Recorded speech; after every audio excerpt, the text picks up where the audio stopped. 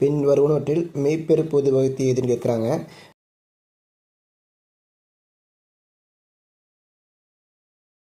இப்போ வந்து இதுக்கு வந்து நம்ம வந்து HCF வந்து கண்டுபிடிக்கணும்.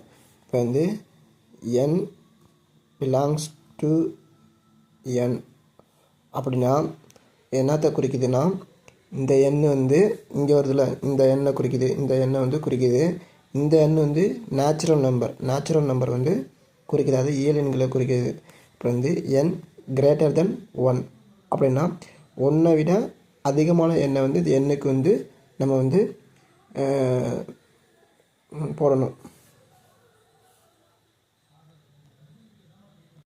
1ஓட அதிகமான நம்பர்னால் 2, மினிமமாக 2 எடுத்துக்கலாம்.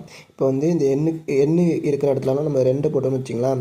இப்போ வந்து இதுமாரி ஆயிரும், 2 - 1 ஸ்கொயர், அதுமாரி 2a ஸ்கொயர், 2 ஸ்கொயர் -1 அதுமாரி வரும். இப்போ வந்து நம்ம இதுக்கு வந்து எடுத்தோன்னா என்ன வருதுன்னு பார்ப்போமா. இப்போ 2 - 1னா 1 ஸ்கொயர் பண்ணால் 1 தான் வரும். அதேமாரி இந்த 2 ஸ்கொயர் பண்ணால் 4, 4ல் 1 போச்சுன்னா 3, A3. அதுமாரி இந்த 4 2 ஸ்கொயர் பண்ணால் 4, 4 1 5, A5.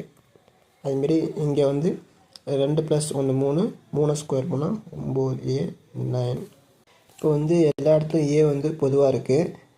நம்ம வந்து மேலே அடுக்க பார்க்கணும், எது சின்ன வேல்யூ இருக்கோ அதுதான் HCF இருக்கும். ஓகேவா. இப்போ A1 தான் சின்னதாக இருக்குது. இந்த மதிப்பு எதுக்கு வருதுன்னு பார்க்கணும். இது வந்து இந்த ஃபஸ்ட்டு ரோதுக்கு தான் வருது.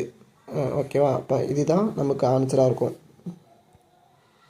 இப்போ நமக்கு ஆன்சர் வந்து இந்த